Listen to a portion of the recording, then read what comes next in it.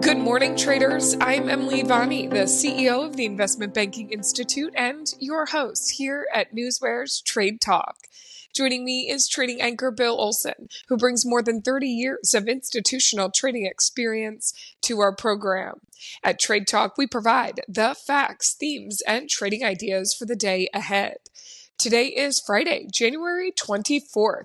The S&P 500 is coming off a record high yesterday. All three major indices ended in positive territory during regular trading, following comments by President Trump that were perceived as positive by markets. The S&P 500 added 32 points, or more than 0.5%, to end at 6,118 points. The Dow jumped 408 points, or 0.92%.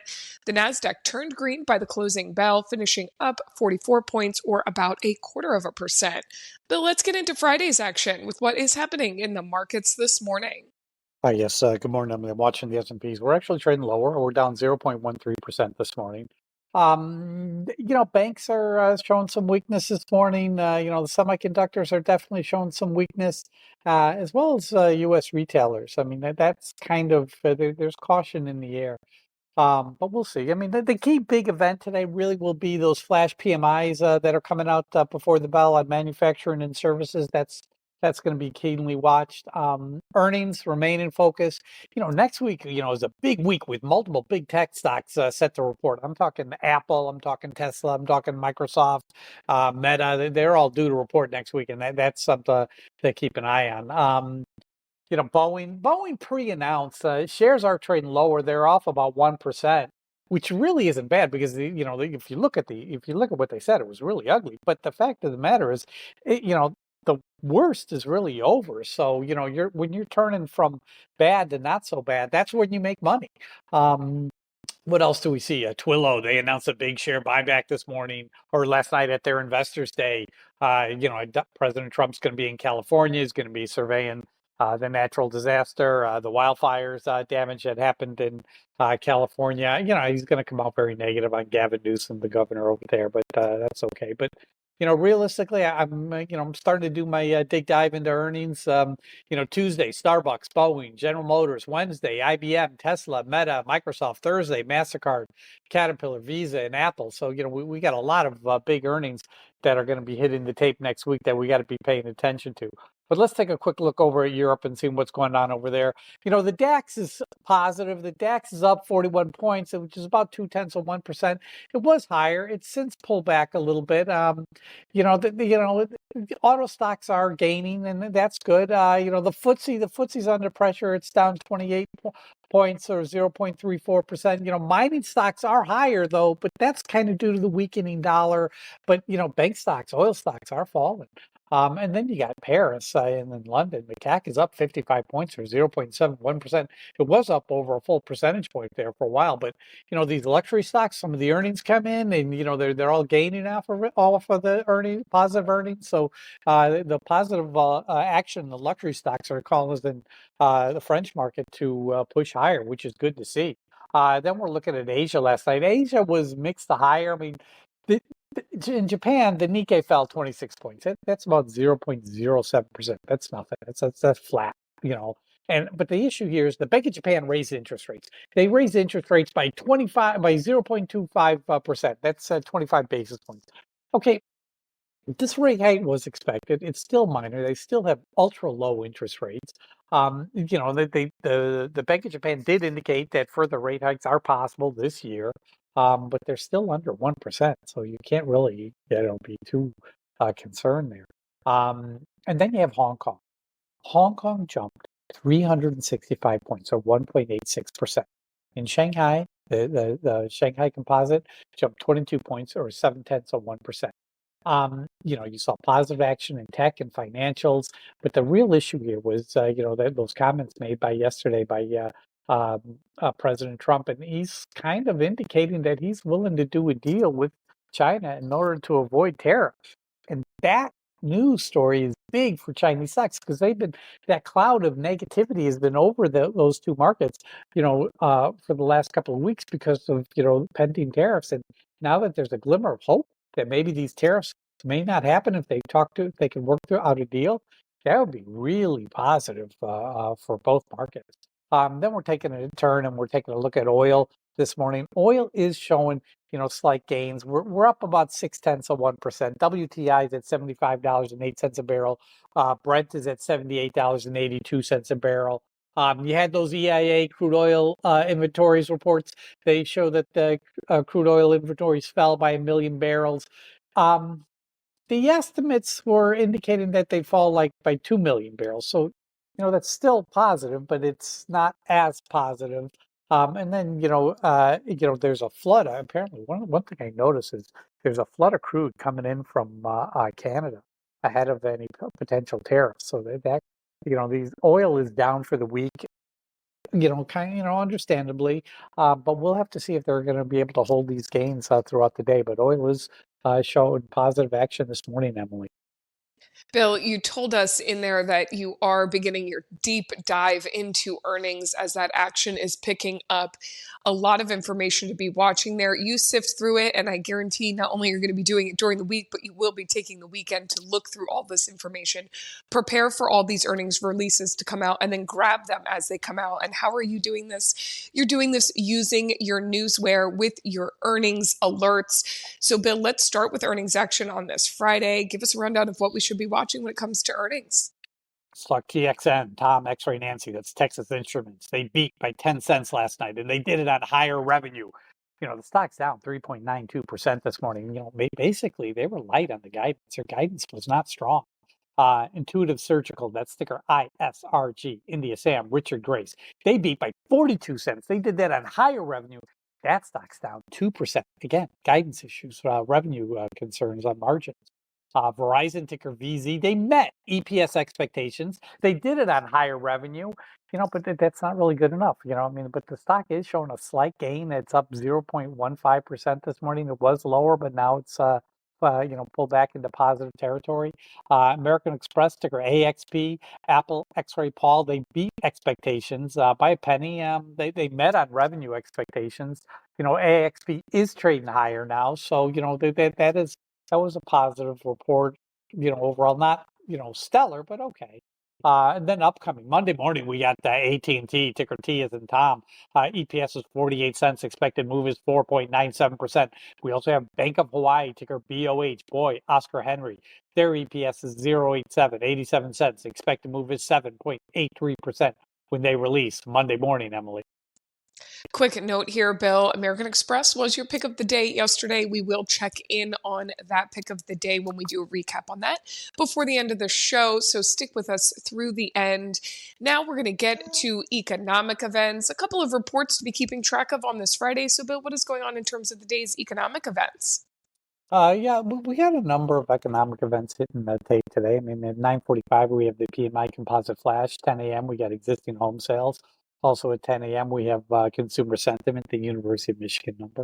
But in terms of the PMI composite flash, if you saw Europe's came in very strong. The Eurozone's came in stronger than expected. And, the PMI from here in the U.S., the manufacturing PMI is expected to come in at 49.7, which is an uptick from, the December reading of 49.4. So that would be good. Now, the services, PMI is expected to come in at 56.5, which is slightly lower than, the December reading. But that's overall could be positive. Jobless claims, yesterday, they rose by 6,000 to 223 for the week ending January 18th. A little bit of an uptick from what was expected, but that's what I have for you in terms of economic news hitting the tapes this morning, Emily. Along with those economic reports and those earnings reports, you're still keeping track of other market moving information, Bill, this morning, as you do every morning. You're looking at things like merger news, guidance news, shareholders meetings, buyback news, other catalysts, all using your NewsWare. You also use your NewsWare to group stocks together, like your FANG stocks and your Dow 30 stocks, to really watch any trends on the trading day ahead. So, Bill, what else do you see as possibly moving the markets? I'm just doing a quick data check on my stocks here. I got 13 lower, the rest are higher. I have 13 higher, and the rest are lower this morning. So it's a little bit of negative action on the Dow. But my FANG stocks, they are all trading higher. We're seeing gains in Apple. Amazon, Google, Meta, Netflix, Tesla. So that could cause the S&Ps to turn around and tick higher this morning. Let's take a look at some of the news behind the tape, like Apple moving higher, but it was down ticked on a price target by a major broker this morning. Earnings next week. Google, UK regulators are bringing up the topic of fake reviews, and they're not happy that Google and Amazon don't do enough to fix those issues. Well, Google has offered to start punishing those businesses that use fake reviews to boost their star ranking model. I don't think anything's going to come of this. Tesla's going to recall. Tesla China is going to recall 1.2 million cars due to safety concerns. They got a software patch. They're ready to go. So I can't say they call this negative news. In terms of Dow Jones 30s, we want to start off with Disney, ticker DIS. CEO Bob Iger, compensation rose 30% in 2024. Remember, he's set to retire later this year. So, this was his last really big payday. But Disney is ticking lower this morning on the news. Boeing, ticker BA, warned of a deep loss to close out a difficult year. Yeah, earnings are next week. This is, the stock isn't falling off too hard. It's only down 1.26%. I think there's, Boeing's got good things to come. So after this earnings report, I'm looking positive on Boeing for the rest of the year. Then we have United Healthcare, ticker UNH. Uncle Nancy Henry, stock's trading slightly higher this morning. They named this guy Tim Knoll as its new chief executive officer. I don't know what to say here. The past CEO was murdered, so I don't know if you really want that job, but he's taken it. In terms of merger news, Boeing, their Jespin unit is drawing some interest from RTX and HON, Raytheon and Honeywell. I mean, it's valued at $7 billion. We'll see if Boeing does anything there. Earnings, remember, on Tuesday. In terms of guidance, Boeing reported Q4 EPS of a loss of $5.46. Street estimate had it at $1.46. But they didn't build any planes. They had that strike. It weighed on earnings, it crushed the earnings, but the turnaround is starting to happen. Texas Instruments, TXN, Tom X-Ray Nancy, they came out and they said that they see Q1 EPS coming in 94 cents to $1.16. Street estimate had it at $1.17. That's a little light. In terms of shareholders meetings going on today, CCLD, Charlie, Larry David, CareCloud, they're having a special meeting of shareholders on Monday. And BAM, Boy Apple Michael, Brookfield Asset Management, they're also having a special meeting on Monday. Their meeting is scheduled for 10 a.m. In terms of buyback news, Twillo, ticker TWLO, Tom, William, Larry Oscar, they authorized a $2 billion share repurchasing program. And HCA Healthcare, Henry Charlie Apple, their board authorized an additional $10 billion to its share repurchasing program. Wow, that's big. HCA, Henry Charlie Apple. In terms of catalyst calls, Victoria's Secret, VSCO, Victor Sam, Charlie Oscar, JP Morgan places Victoria's Secrets on a positive catalyst watch. What do I have to say about this? Yeah, makes sense. The stocks always seem, to run a little hotter into Valentine's Day. Makes sense. But, they've never really been able to execute strongly on it. Remember, it used to be owned by the limited, and it always would fall after that. So, I'm not really positive on the outlooks on Victoria's Secrets, but, I could experience a run into Valentine's Day. That is kind of typical. So I do kind of see why they made that positive catalyst. They added the stock to their positive catalyst watch over at JP Morgan this morning. But that's what I have for you in terms of news hitting the tape this morning, Emily. This is the type of data that NewsWare delivers daily. It's factual, it's market moving, and our alerting functions bring it to your attention as it happens. Go to www.newsware.com now and sign up for the trial and see for yourself the benefits that professional NewsWire delivers. We've now made it to that time of the show for the Trade Talk pick of the day. Bill, what is your pick to end this week? Going with NVO, Nancy Victor Oscar, Novo Nordisk guy. They came out with some really positive data on their new weight loss shot. It's a positive event. I mean, the call volume, put volume yesterday was relatively even. 23,009 to 23,002. Open interest 185K to 150K. Now, okay, I don't love this pick, but I mean, there's no real good earnings that I'm really excited about today. So I'm going with a stock that's already up 12% this morning. So, I mean, I like NVO, but I got to get it at the right price. And I'm thinking 88. If the stock trades 88, I think it can push back up higher. So I'm looking for some weakness at the opening bell. I'm going to use that to probably purchase some shares in NVO, Nancy Victor Oscar, Novo Nordisk, and that's my pick of the day, Emily. Novo Nordisk, it is today, Bill, sort of trading around that news cycle. And coming up, we will do that recap on yesterday's pick of the day. But first, let's take a look at the current breaking headlines that have hit the tape in our hot off the press segment. Bill, take it away. There's a story out there. Russia brushes off Trump's threats on Ukraine. Elizabeth Warren sent a letter urging Musk to focus on reducing federal marijuana enforcement. That Pete Hegseth vote is really down to the wire. Apparently two Republicans have already voted against, or saying that they're going to vote against him. Just needs one more, and his nomination is off the table. Trump's actions on birthright citizenship was blocked.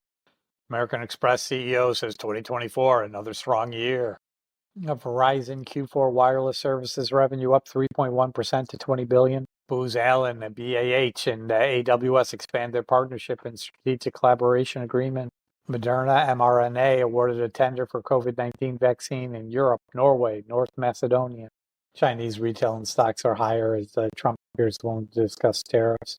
Hasbro, ticker HAS, very elevated put activity yesterday. One call for every 11.9 puts. HAS, Henry Apple Sam. Don't like to see that. Guidewire, GWRE, Grace, William, Richard, Edward. Stock's going to be added to the S&P 400 on Monday. Costco, company shareholders voted strongly against a proposed request and a report on the risking of its maintaining its diversity and inclusion initiatives. That's all I'm seeing this morning, Emily.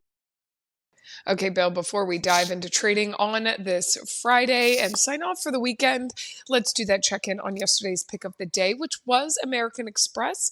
As we pointed out earlier in the show, you did give us a look at the earnings during your earnings report. They did report a Q4 EPS of $3.04. That was anywhere from 1 to 2 cents better than the consensus estimates, and they did meet on revenue expectations. They reported Q4 revenue of $17.18 billion.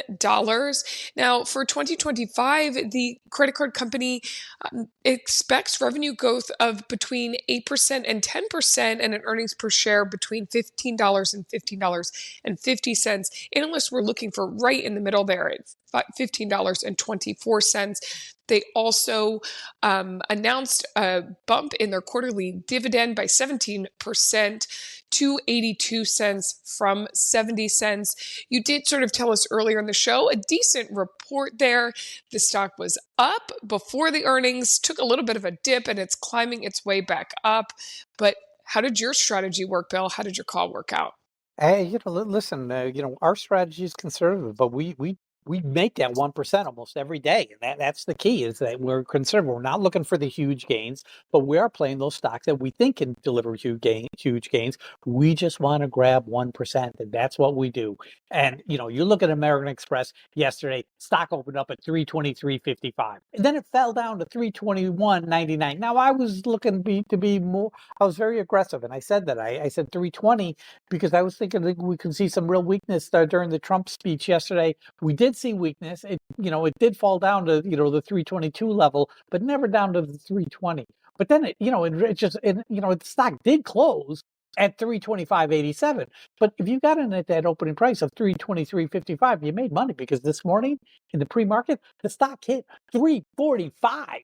I mean, yeah, that's a $20 mover on the upside. So yeah, I mean, the 1% was there.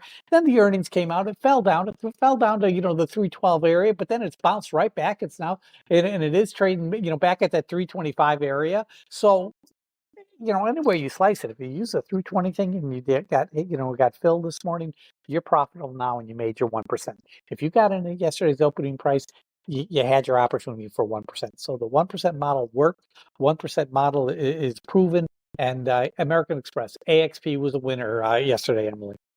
Consistency is key. I'll take 1% every day, any day. And we grabbed it again with that one. We will check in with you on Monday about today's Novo Nordisk pick of the day. Bill, thank you as always for your expert insight. Join us back here Monday and each weekday morning next week with NewsWare's Trade Talk when we provide the facts, themes, and trading ideas for the day ahead. Again, I'm your host, Emily Advani, here with trading anchor Bill Olson. Traders, you know what to do. Let's go out there and make some green.